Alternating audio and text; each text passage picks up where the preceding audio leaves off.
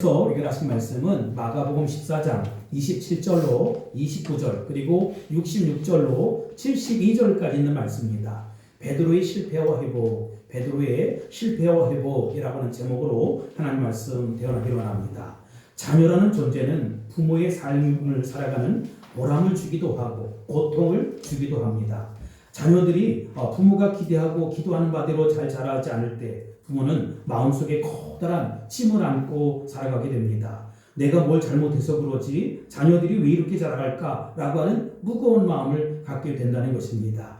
자녀 양육에 있어서 부모의 책임이 상당히 중요하고 결정적인 영향을 끼친다라고 하는 것은 세상 강조할 필요가 없습니다. 그렇지만 자녀 양육이 실패했다면 그것은 전적으로 부모들의 책임일까요? 나는 그렇게 생각하지 않습니다. 성경적으로도 그것은 진리가 아니라는 것입니다. 자녀는 부모에게 속한 존재가 아니라 하나님 안에서는 독립된 존재이기 때문에 그렇습니다. 에덴 동산에서 처음 살았던 아담과 하와는 죄에 오염되지 않은 완벽한 환경 속에 자랐다라고 이야기할 수 있을 거예요.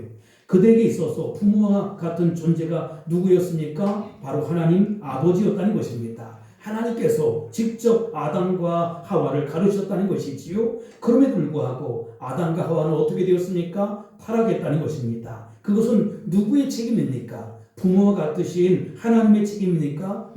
전혀 그렇지 않다는 것입니다. 자기들의 책임입니다. 궁극적으로는 자기 책임이라는 것이지요. 또 이런 예도 있습니다. 예수님에게 교육을 받았던 12제자의 모습을 생각해 보시기 바랍니다. 물론 12제자가 아니라 70명의 전도대가 있었고 500여 형제가 있었지만 여러분 그들은 완벽한 선생님에게 사사를 받았어요. 교육을 받았단 말이지요. 예수님이 그들을 직접적으로 가르쳤다는 것입니다. 예수님과 함께 식사하고 예수님과 함께 공부하고 예수님과 함께 예배하고 예수님과 함께 걸어 다녔다고 생각해 보세요. 얼마나 놀라운 일입니까? 그러나 그럼에도 불구하고 그 제자 중에서 반역한 가룟 유다가 나왔다는 사실 아십니까? 타락한 베드로가 있었다는 사실 아십니까? 이 사실이 나에게는 얼마나 큰 위로가 되는지 몰라요. 황병훈 목사의 설교를 듣고 성도들 가운데 타락한 사람이 나왔다, 반역한 사람이 나왔다, 누가 그렇게 이야기할 수 있을 거예요. 예수님의 제자 가운데도 가룟 유다가 있었고 베드로가 있었다면 저의 가르침 속에서도 얼마든지 뒤통수를 치고 나가는 사람이 있을 수 있다는 거예요. 그래서 저는 큰 위로가 된다는 것입니다. 베드로의 타락, 유다의 반역, 이것은 누구의 책임입니까? 물론 자기 책임입니다. 궁극적으로 자기 책임이라는 것이지요. 부모의 영향이 매우 중요하다 해도 인생의 마지막 궁극적인 책임은 누가 지느냐? 자신이 진다는 것입니다.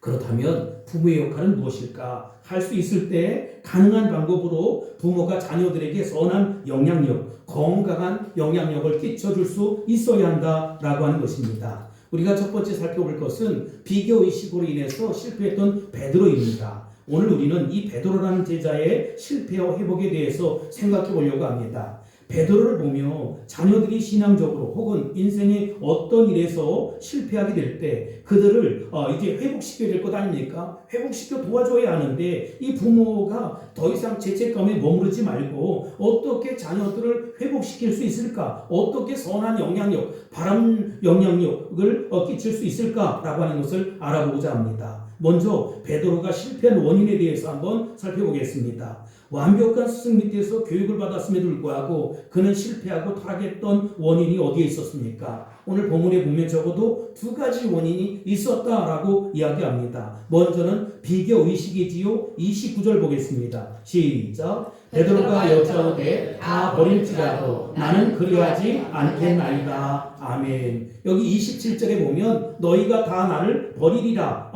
이렇게 예언하셨잖아요. 그때 수제자였던 베드로가 뭐라고 얘기합니까? 선생님 다 버릴지라도 나는 절대로 그렇게 하지 않겠습니다 라고 이야기하는 거예요.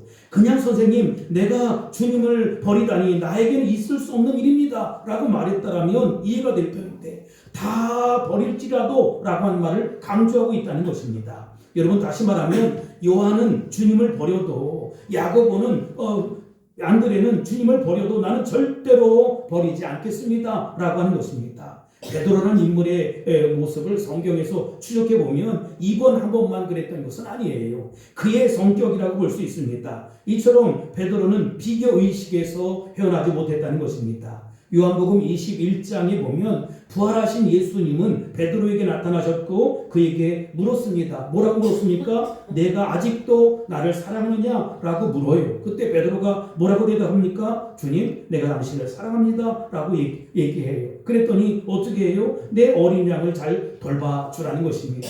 내 어린 양을 쳐달라는 것입니다. 그리고 그 자리에서 예수님은 베드로에게 내가 최후에 21장 19절인데 영광스러운 죽음을 맞이하게 될 것이다 라고 이야기해요. 이혼해요. 그렇다면 선생님, 그렇다면 내가 마지막에 최선을 다해서 살다가 죽겠습니다 라고 이야기하면 참 좋을 터인데 21절에 뭐라고 이야기하느냐, 이 사람은 어떻게 되겠습니까? 라고 해서 요한을 보면서 이야기를 하는 거예요. 이처럼 베드로에게는 항상 강한 비교의식을 가지고 있었다는 것입니다. 사람이 살면서 비교의식에서 완전히 자유로울 수는 없을 것입니다. 누구나 주변 사람들을 의식하면서 살아가게 되지요. 그러나 지나친 비교의식은 삶을 피곤하게 만들고 나아가서 좌절하게 만든다는 것입니다. 비교하기 시작하면 한이 없어요. 끝이 없어요. 이 세상에 나보다 잘난 사람, 잘생긴 사람, 뛰어난 사람이 항상 있게 마련이라는 것입니다. 그들과 나를 계속해서 비교하면 나는 비참한 지경이 되고 절망감 속에 살아가게 된다는 것입니다. 그렇게 되면 우리의 자아상이 어떻게 됩니까? 병들게 된다. 그런데 병든 자아상에는 두 가지 현상이 나타나게 돼 있어요. 하나는 열등감, 또 다른 하나는 우월감이라는 것입니다. 열등감과 우월감은 별개인 것 같지만 동전의 양면과 똑같아요. 지나친 우월감을 가지고 날뛰는 사람일수록 열등감이 많은 사람이라는 것입니다. 열등감이 있기 때문에 이것을 숨기하기 위해서 괜히 뽐내고 잘난 척 한다는 것입니다. 우월감은 열등감의 또 다른 표현이라는 거예요. 베드로가 나는 염려 마세요. 다른 제자들은 다 버릴지라도 나는 절대로 안 보여요 라고 강하게 이야기했던 것은 우리 주님을 버릴 수 있는 가능성이 이미 그 마음속에 도사리고 있었다는 것입니다. 그 두려움을 덮어버리기 위해 허세를 부리고 있는 것이지요. 우월의식을 나타내고 있는 것입니다. 그렇다면 이러한 비교의식을 우리가 어떻게 치료받을 수 있겠느냐, 어떻게 치료할 수 있겠느냐. 비교의식을 극복해야 인생을 건강하게 바람직하게 살 수 있지 않겠습니까? 어떻게 치료할 수 있겠습니까? 이것을 위해서 비교의식과 반대되는 것이 무엇인지 우리가 알 필요가 있어요. 비교의식과 반대되는 것이 뭐죠? 창조의식입니다. 자녀를 양육할 때 가장 부정적인 영향이 바로 이 비교의식을 갖는 것입니다. 야, 내 친구 좀 봐라. 그 친구는 얼마나 잘하냐? 부모님에게 학교에서 얼마나 잘하냐? 옆집 권사님, 집사님 애들 좀 봐라. 얼마나 말을 잘 듣느냐라고 하면서 자녀를 다른 아이와 이렇게 비교하는 것이지요. 여러분, 자녀들은 자신과 비교 대상인 아이를 어떻게 생각하느냐? 야, 본받아야겠다. 이런 것이 아니라 너 죽었어 라고 하면서 미워하기 시작한다는 것입니다. 그리고 나를 나로서 인정하지 않는 부모에 대한 섭섭한 감정이 들게 되는 것이지요. 이중으로 고통스러운 감정을 느끼게 된다는 것입니다. 이러한 비교의식을 넘어서기 위해 필요한 것이 뭐냐? 창조의식이라는 것입니다. 창조의식은 하나님이 나를 매우 독특하게 특별하게 창조했다라고 하는 사실을 인식하는 것입니다. 세상에 나와 똑같은 사람은 단 한 사람도 없습니다. 우리는 모두 살아있는 하나님의 걸작품 중에 걸작품이라는 것입니다. 똑같은 작품이 하나도 없어요. 너는 너고 나는 나라는 것입니다. 하나님이 모두 다 사랑하는 하나님의 자녀라는 것입니다. 주님 안에서는 형제요 자매에 지나지 않는다는 것입니다. 우리는 모두 다 다르기 때문에 각자의 인생에 대한 하나님의 놀라운 비전과 계획이 있다는 거예요. 그러니까 저 사람은 잘 가는데 왜 나는 이렇게 주춤거리고 있을까? 이런 생각할 필요가 전혀 없다. 우리는 하나님이 내게 주신 달란트, 내게 주신 개성 가지고 인생을 걸어가면 성공적인 인생을 사는 것입니다. 영어 표현에 보면 be myself, be yourself라는 말이 있습니다. 나 자신이 되라, 내 자신이 되라, 뭐 이런 것이지요. 내가 왜 다른 사람을 모방해야 합니까? 왜 다른 사람의 모습을 그렇게 닮아야 하느냐 이 말이 있지요. 다른 사람처럼 되려고 할 필요가 전혀 없다. 나 자신이 되면 그것으로 충분하다. 우리 주님처럼 살고 주님같이 살면 되지. 왜 옆에 사람을 자꾸 견눈질하고 그렇게 살지 못하는 것을 안타까워하느냐라고 하는 것입니다. 비교의식에서 벗어나지 못하면 항상 좌절감 속에 헤매게 되고 우울함 속에 헤매게 된다는 것입니다. 끊임없이 이웃들과 비교하기 시작했던 베드로, 그는 어떻게 했습니까? 결국은 실패할 수밖에 없었고 타락해 갈 수밖에 없었다는 것입니다. 두 번째로 우리가 자녀에게 적극적인 신앙을 가르치는 부모, 소극적인 인생으로 실패했던 베드로의 모습을 살펴보겠습니다. 여러분, 비교의식과 더불어서 베드로가 타락하게 된 또 다른 원인이 뭐냐? 소극적인 신앙생활이라는 것입니다. 베드로는 원래 어떤 사람입니까? 아주 적극적인 사람이었어요. 정열이 넘치는 사람이었고 적극적인 사람이었습니다. 어느 순간 소극적인 신앙생활의 자리로 후퇴하기 시작해요. 이것이 결정적으로 베드로의 타락과 넘어짐을 준비하고 있었다는 것입니다. 베드로가 예수님을 3번씩이나 저주하고 맹세하고 부인하기 직전의 모습을 한번 살펴보도록 하겠습니다. 54절입니다. 시작. 베드로가 예수를 멀찍이 따라 제사장의 집 뜰 안까지 들어가서 아랫사람들과 함께 앉아 그를 쬐더라. 아멘. 베드로가 예수님을 따라가는 모습을 성경 기자는 아주 재미있게 표현을 했어요. 어떻게 따라갔다고요? 멀찍이 따라갔다는 것입니다. 우리가 예배 드릴 때 우리는 공간이 좁으니까 앞자리나 뒷자리나 그렇지만 넓은 예배당이라고 상정을 해보자는 거예요. 여러분, 앞자리에 이렇게 앉아서 예배 열심히 은혜를 사모하고 말씀을 사모하고 이렇게 예배 드리는 적극적인 자세가 필요하다는 것입니다. 멀어지다 보면 한 걸음 한 걸음 어떻게 합니까? 점점 멀어지게 돼 있다는 것입니다. 어떤 사람이 신앙생활을 잘하다가 갑자기 떠나게 되면 저 사람이 왜 저래? 저희가 왜 저래? 이렇게 얘기하지만 여러분, 갑자기가 어디 있습니까? 언제부터인가 서서히 그의 신앙이 무너지게 되었다는 것입니다. 사랑하던 부부가 잘 살고 있어요. 그런데 갑자기 파경에 이르렀어요. 아니, 왜 잘 살던 부부가 저래? 아니, 저 인고 부부 아니었어? 이렇게 이야기를 하지만 여러분, 그게 아니고 어느 순간부터 서서히 그가 무너지게 되었다. 우리가 시브리서에 보면 뭐라고 얘기하느냐? 믿음과 결부시키지 않는 것은 결국은 그렇게 다 멀어지게 되어 있고 파격을 맞이할 수밖에 없다는 것입니다. 우리는 서서히 멀어지는 것을 조심해야 합니다. 내가 주님 앞에서 멀어지는 징조가 있는지 없는지, 영적인 감각이 있는지 없는지, 성령의 인도함을 받고 있는지 받고 있지 않는지 항상 우리가 조심해야 한다는 것입니다. 우리 자녀들이 하나님 말씀 앞에서, 하나님 은혜 앞에서 가까이 가고 있는지 멀어지고 있는지 그 징조를 항상 살피는 것이 우리 부모의 몫이라는 것입니다. 그런데 부모가 주님과 멀어지도록 만드는 이상한 부모가 있어요. 특히 중고등학교 시절을 보내는 10대 자녀들의 교육에 부모들은 지리한 관심이 있잖아요. 도대체 어떤 대학교에 갈 것이냐, 이것 때문에 돈을 쏟아붓고 학원을 보내고 다 대부분의 부모들이 그런다는 것이지요. 그런데 여러분, 우리 재직들 가운데도 그렇고 한국교회 수많은 사람들이 이중적인 가치관을 가지고 살아간다는 것입니다. 세속적인 가치관을 가지고 살아간다는 것입니다. 아주 어렸을 때는 애들이 교회 가는 것을 굉장히 좋아하는 거예요. 열심히 다니라고 격려합니다. 목사님이, 전사님이 틀린 말 하겠어? 옳은 말, 바른 말 하겠지. 그런데 중고등학교를 들어가기 시작하면 부모님들이 슬슬 긴장하기 시작합니다. 야, 교회 좀 웬만큼 다녀.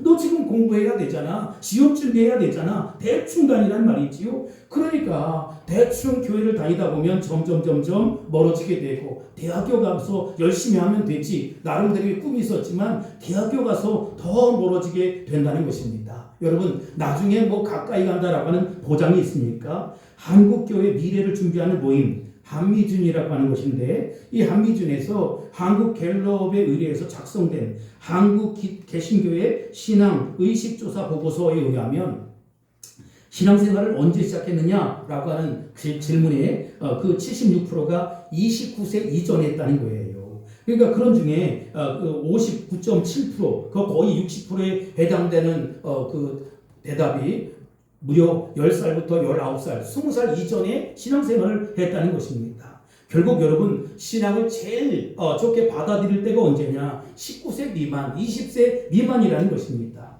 저는 이 통계를 보고 충격을 받았어요. 여러분 우리가 정말로 학생들도 중요하고 대학생들도 중요하고 모두가 중요하지만 우리의 신앙의 열정이 살아날 때가 언제냐? 가장 꽃피울 때가 언제냐? 20세 미만의 청소년들 그리고 주일학교 어린 영혼들이라는 것입니다. 근데 거기에다가 이 열정이 살아날 때쯤 누가 찬물을 끼얹느냐? 바로 부모라는 것입니다. 야 대충 해라. 나중에 열심히 하면 되잖아. 나중에 해도 되잖아. 라고 다 이러는 것입니다.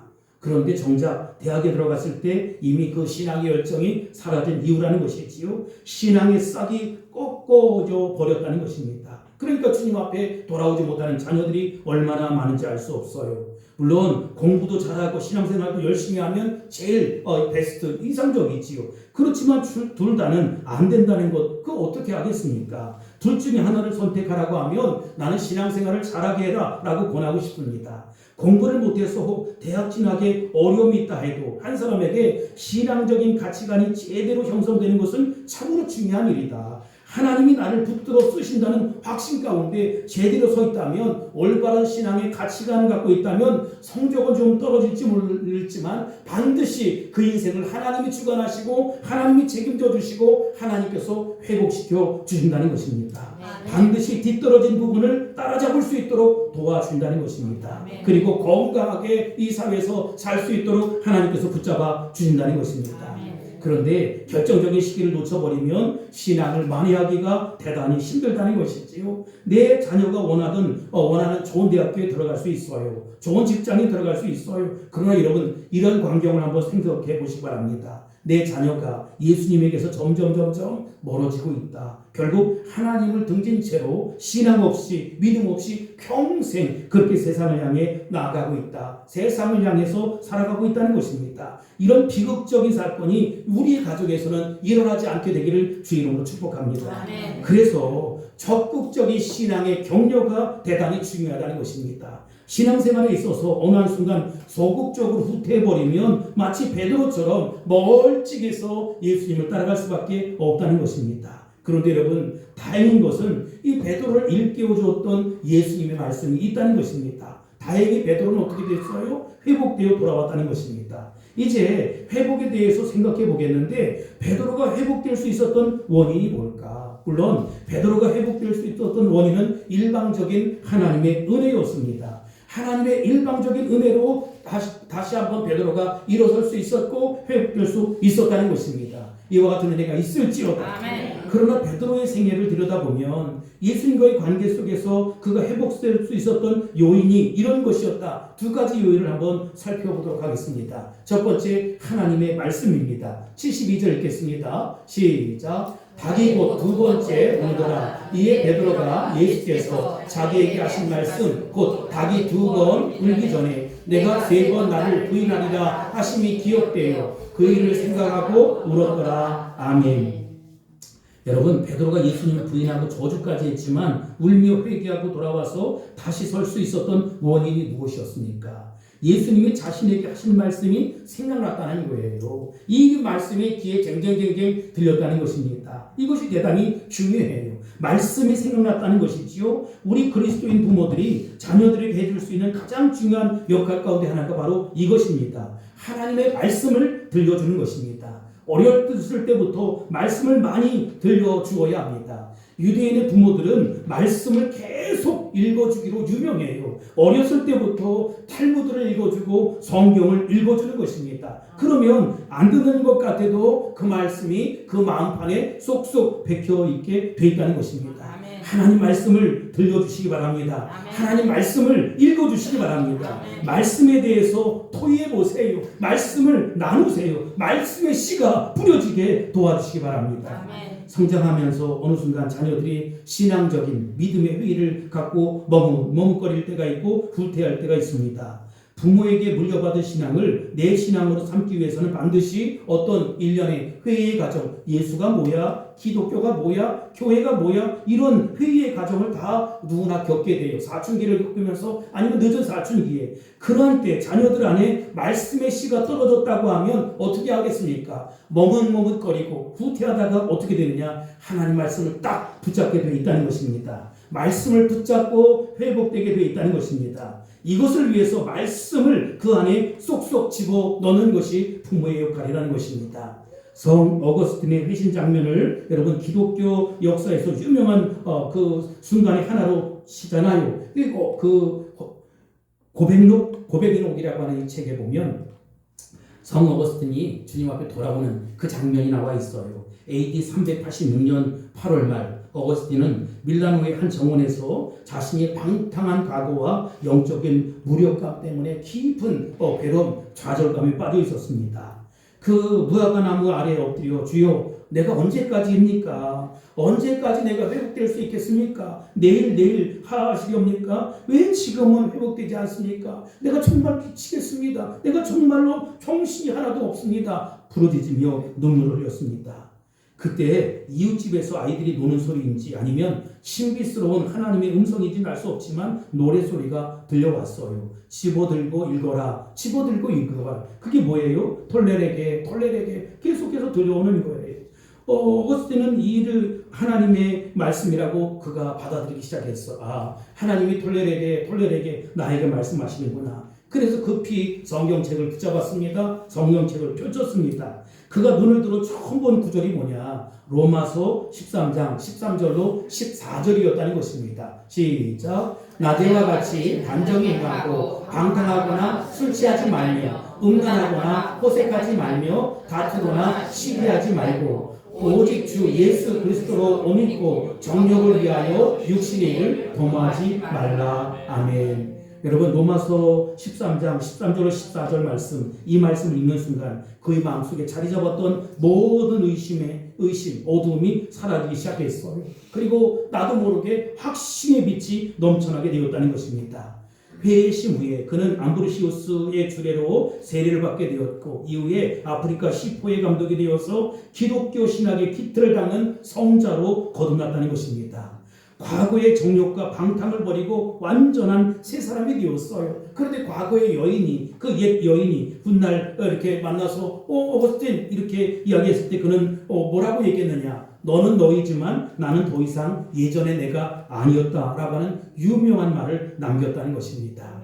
시편 119편 9절에 보면 청년이 무엇으로 그 행실을 깨끗게 하리이까? 주의 말씀을 따라 삼갈 것이니이다 라고 말씀하고 있습니다. 시편 119편 11절에 보면 내가 주께 범죄하지 아니하려 하여 주의 말씀을 어디에요? 내 마음에 두었나이다 라고 고백합니다. 그 마음속에 말씀 있게 하는 것이 누구의 책임이라고요? 부모의 책임이라는 것입니다. 하나님 말씀이 우리 자녀들의 마음속에 뿌려져서 말씀이 생각나고 말씀이 기억나면 이 말씀은 우리 자녀들을 평생 지켜줄 것입니다. 능력이 어디 있습니까? 말씀 안에 있어요. 말씀이 생각나야 합니다. 말씀이 떠올라야 합니다. 그래야 정말로 머뭇머뭇거리고 주춤주춤거릴 때 이 말씀 붙들고 쓰러졌던 자녀들이 벌떡 일어나게 될 것이고 존귀한 하나님의 자녀로 아름답게 돌아오게 될 것입니다. 아멘. 이제 두 번째, 베드로를 지켜주었던 그 기도, 중보기도입니다. 예수님만 하시는 기도가 중보기도잖아요. 여러분 동일한 성경, 이 누가복음 22장 31절 32절 보겠습니다. 시작. 시몬아 시몬아 보라 사탄이 너를 밀가루듯 하려고 요구하였으나 그러나 내가 너를 위하여 내 믿음이 떨어지지 않기를 기도하였느니 너는 돌이킨 후에 내 형제를 굳게 하라. 아멘. 예수님은 베드로에게 사탄의 공격을 경계하라 하시면서 그를 위해 뭘 하고 있습니까? 기도하고 있었다는 것입니다. 예수님은 베드로가 후퇴하고 타락할 것을 이미 알고 계셨다. 그러나 그가 회복될 것도 이미 알고 계셨다. 그래서 돌이킨 후에 내 형제를 굳게 하라고 말씀하셨다. 우리가 본문에서 베드로가 회복될 수 있었던 원인 중에 하나가 뭐냐? 예수님이 그를 위해 기도했다는 것입니다. 더욱 중요한 것은 베드로를 위해서 예수님은 다 알고 계셨고 중보 기도하고 있었다. 중보 기도 덕분에 돌아올 수 있었다는 것입니다. 자녀들을 내 마음대로 할 수 없고 부모가 그래서 한계를 느끼게 되는 것이지요. 내 지혜로 내 지식으로 안 돼요. 윽박을 지르고 때려주고 설득하려고도 안 돼요. 여러분 안 될 때 우리 어떻게 해야 합니까? 예수 그리스도를 따르는 부모는 그럴 때 어떻게 해야 되느냐? 너 나가, 너 내 오족에서 판다, 넌 더 이상 내 자녀가 아니야 라고 이야기할 것이 아니라 자녀를 위해서 믿음으로 끝까지 기도해 줄 수 있어야 된다는 것입니다. 자녀들을 위해서 기도할 수 있어야 된다는 것이지.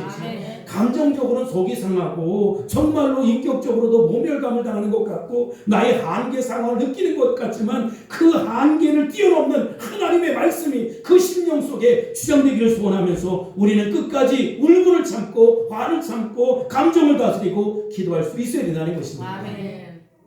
고대에서 중세로 넘어올 무렵 이탈리아의 밀라노 도시의 한 교회에서 있었던 일입니다. 예배 시간도 아닌데 예배당 한 구석에서 어떤 부인이 기도를 하고 있었어요. 기도를 하자마자 갑자기 어깨가 들썩이는 거예요. 들썩이다 못해 통곡하기 시작합니다. 5분이 지났습니다. 10분이 지났습니다. 15분, 20분, 거의 30분 동안 통곡을 하는 거예요. 그 교회 감독이었던 암브로시우스가 이제 교회당 구석에서 통곡을 하고 있는 부인을 찾았습니다. 무슨 상처받은 일이 있나 생각을 하면서 그 여인 곁으로 다가왔습니다. 어깨에 손을 얹고 이야기합니다. 부인, 무슨 어려운 일이 있습니까? 어려운 일이 생긴 모양입니다. 라고 말을 걸었어요. 부인은 감독님, 우리 아이가 이단에 빠져 있습니다. 라고 대답을 해요. 이때 암브로시우스 감독은 이 부인에게 역사에 남는 유명한 말을 한마디 했습니다. 부인, 걱정하지 마세요. 기도하는 사람의 자식은 절대로 망하지 않습니다. 부인, 걱정하지 마세요. 기도하는 사람의 자식은 절대로 망하지 않습니다.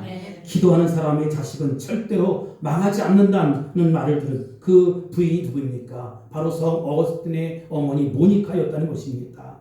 성 어거스틴의 어머니, 그 후 어거스틴은 진리의 말씀 앞에 결국은 돌아오게 돼요. 그리고 세계 역사와 기독교 역사에 남는 아주 거대한 거목이 되지 않습니까? 귀한 말씀의 족으로 거듭났다는 것입니다. 기도하는 사람의 자식은 망하지 않습니다. 이것을 믿을 수 있게 되길 바랍니다. 기도하면 돌아옵니다. 이것을 확신할 수 있게 되길 바랍니다. 달리 할 수 있는 것이 없을 때 여러분 조용히 믿음으로 지켜봐 주시기 바랍니다. 그렇게 기도하며 변함없는 시선으로 사랑으로 지켜봐 주시기 바랍니다. 누가복음을 연구하다가 보면 참 아름답다라고 하는 느낌을 갖는 구절이 있습니다.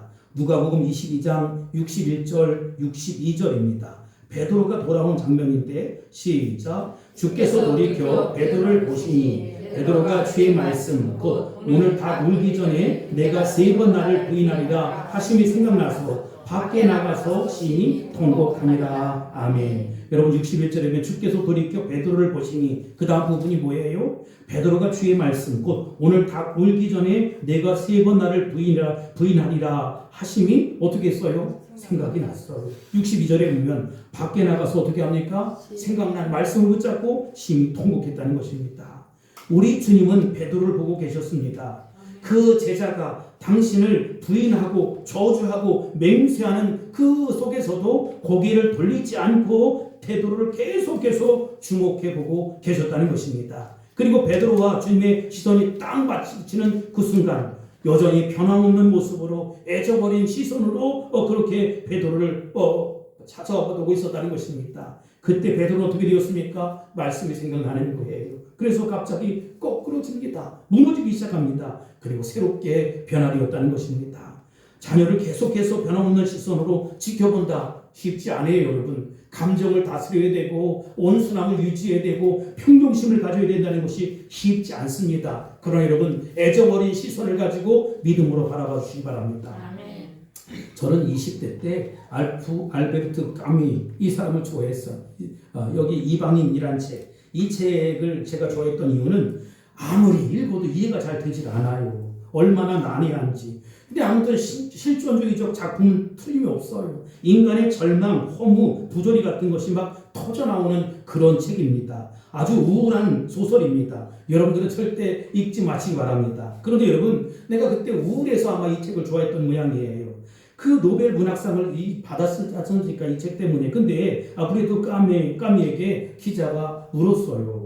당신 소설에는 절망적인 우울함이 있지만 그럼에도 불구하고 당신이 절망하지 않고 노벨상을 받은 그 부분, 그렇게 달려올 수 있었던 힘의 원천, 그것이 어디에서 나왔습니까? 라고 이야기하니까 그렇게 많이 자살을 묘사했는데 왜 당신은 자살도 하지 않고 이렇게 살아있습니까? 이렇게 물은 것이지요. 그때 까미가 이런 말을 해요. 어머니지요. 나의 어머니 때문이었습니다. 사실 까미는 태어난 지 한 달 만에 아버지가 돌아가셔요. 그래서 홀어머니에서 밑에서 양육을 받는데 어머니가 행상을 하고 가정부 일을 하고 팔출부를 하면서 어렵게 이 아들을 키웠습니다. 근데 어머니가 청각장애인이었어요. 자식의 말도 알아듣지를 못해요. 그런데 20대의 까미가 고국인 알제리를 떠나서 프랑스 파리로 갈 때 어머니가 아들 까미에게 한마디를 해줬다는 것입니다. 근데 이 한마디의 말이 평생 까미를 붙잡고 말았다는 것입니다. 까미를 붙들었다는 것이지요. 사랑하는 아들아, 엄마가 너를 지켜볼 거야. 아들아, 엄마가 너를 지켜볼 거야. 이 한마디가 까미를 붙들었다는 것입니다. 우리 주님께서는 믿음을 향한 코뿔소 같은 저돌성을 아주 귀하게 보신다는 것이지요. 마태복음 11장 12절에 보면 세례 요한의 때부터 지금까지 천국은 누구 거래요? 침노를 당하나니 침노하는 자가 빼앗느니라. 천국은 침노하는 자가 그게 되어 있다는 것입니다. 옛날 번역 성경에 보면 뭐라고 했느냐? 힘쓰는 자가 빼앗는다 이렇게 되어 있어요. 천국을 소유하기 위해서 우리가 어떻게 되느냐? 천국에 갈 수 있도록 힘쓰는 자가 되어야 한다는 것입니다. 침노하는 자, 빼앗는 자가 되어야 한다는 것입니다. 천국을 소유하기 위해서 힘쓰는 저와 여러분이 될 수 있길 바랍니다. 아멘. 앞뒤 재고 머뭇거리는 것이 아니라 다만 명령에 순종해서 온 정열을 기울여서 앞으로 나아가는 그런 적극적이고 긍정적인 신앙을 가질 필요가 있다는 것이지요. 12해 동안 혈루증으로 고생했던 여인이 있습니다. 그림에 등장할 터인데 근중을 뚫고 나아가서 예수님의 어디를 붙잡습니까? 옷자락을 붙잡는 거예요. 내가 예수님의 옷자락만 붙잡으면 이 병이 낫겠다라고 하는 심정으로 예수님의 옷자락을 붙잡았습니다. 예수님은 이것을 보고 뭐라고 평가했느냐? 믿음이라고 평가를 했어요. 이런 저돌적인 자세가 필요하다. 여러분, 자녀를 향해서도 저돌적인 자세가 필요한 것이지요. 윽박지르고 난리를 치는 것이 아니라 믿음 가지고 하나님 앞에 의리하는 것입니다. 말씀을 퍼부어주고 하나님 앞에 중보기도하며 그렇게 하나님 앞에 의리하는 것입니다. 친구가 중풍을 앓고 있습니다. 사람들이 많아서 예수님께는 어떻게 보낼 수가 없어요. 그래서 이 네 친구가 이 중풍을 앓고 있는 친구를 어떻게 합니까? 지붕을 뜯어요. 그리고 예수님 앞에 이 환자의 친구를 달아 내렸습니다. 그럴 때 예수님이 뭐라고 했습니까? 야, 이 자식들아, 이 무리한 놈들아 라고 이야기했습니까? 야, 이 멀상시간 놈들아 라고 이야기했습니까? 아니었다는 것입니다. 그 친구들의 믿음을 보시고 친구의 병을 낫게 해주셨다는 것입니다. 이게 바로 믿음이라는 것이지요. 그러므로 우리의 신앙은 움직이는 신앙이어야 한다는 것입니다. 하나님 앞에서 우리가 믿음으로 사명을 감당하고 주님의 사역을 감당하고 또 교회 섬기는 일이, 교회 개척하는 일이 날마다 기쁜 일이 있겠습니까? 그렇지 않아요. 지치는 날도 있고 낙심의 순간도 있고 좌절의 순간도 있고 수많은 어려움들이 있습니다. 여러분, 우리의 신앙생활이 100% 평탄한 대로만 열립니까? 그렇지 않다는 것이지요. 때때로는 시험이 있습니다. 자녀에게 문제가 생길 때도 있고 내가 하는 사업에 어려움이 있을 때도 있고 내 삶에 원치 않는 질병이 있을 때도 있고 막히는 길목도 있고 여러 가지가 있어요. 그런데 여러분, 진짜 믿음이 뭐냐? 넘겨주세요. 진짜 믿음이 뭐라고요? In spite of, 그럼에도 불구하고. 여러분, 그럼에도 불구하고 내 자녀들에게 문제가 생겼어요. 사업에 문제가 생겼어요. 내 삶이 엉망진창이에요. 원치 않는 질병이 찾아왔어요. 말도 안 되는 어려움이 찾아왔어요. 그럼에도 불구하고 믿음으로 주님 앞에 서는 것입니다. 물론 의심이 있고 회의가 있고 좌절이 있고 낙심이 있습니다. 그러나 주님을 향해 엎드리는 것이지요. 전부여 의지 없어서 손들고 옵니다. 주 나를 외면하시면 나 어디 가겠습니까? 라고 하는 믿음 가지고 결단 가지고 나아가는 것입니다. 그렇게 했을 때, 그렇게 할 때 우리 주님께서 그 믿음을 귀하게 보는 것이지. 사랑하는 성도 여러분, 특별히 자녀들이 흔들리고 방황할 때 여러분의 애정어린 시선을 거두지 마시기 바랍니다. 있는 모습 그대로 지켜봐 주시되 끝까지 믿음으로 의뢰하며 기도할 수 있게 되길 바랍니다. 나 외에, 여러분 외에 또 한 분이 내 사랑하는 자녀들을 바라보고 계신다는 사실을 아십니까? 그분이 누구지요? 넘겨주세요. 어떤 분이라고요? 전능하신 하나님. 내 자녀들의 미래와 장래를 펼쳐주실 전능하신 하나님. 여러분, 우리 자녀들의 미래, 이렇게 우리가 재단도 하지만 전능하신 하나님께서 그분의 시선으로 우리 자녀들을 멋지고 아름답게 인도해 주실 것입니다. 지금은 힘들고 어렵지만 반드시 일어나게 될 것이고 반드시 회복되게 할 것이고 반드시 돌아오게 만들 것입니다. 그래서 건강하게 세워주실 것입니다. 여러분들이 기도하며 바라보는 그 애정어린 시선을 멈추지만 않는다면 우리 주님과 함께 그 전능하신 하나님께서 펼쳐주시고 열어주시고 형통의 길로 그렇게 달려가게 될 줄로 확신합니다. 아멘. 그러한 역사가 일어날지어다. 아멘. 나타날지어다. 아멘. 축복합니다. 아멘. 기도하겠습니다. 고마우신 아버지 하나님, 전능하신 하나님, 모든 것을 주님 앞에 맡깁니다. 베드로가 실패와 회복을 했던 것처럼 아버지, 내 삶도 우리 자녀들의 삶도 아버지 하나님 주춤거리고 머뭇거리지만 회복되는 놀라운 역사가 일어날 수 있도록 도와주옵소서. 아멘. 그럼에도 불구하고 의심이 있고 회의가 있고 낙심이 있고 좌절이 있음에도 불구하고 믿음으로 나아가 결국은 승리하는 우리 모두가 되게 도와주시고 여전히 우리를 자녀들을 바라보고 계신 전능하신 하나님을 의지하는 그 믿음을 멈추지 않게 하여 주옵소서. 아멘. 예수님의 이름으로 간절히 기도합나이다. 아멘.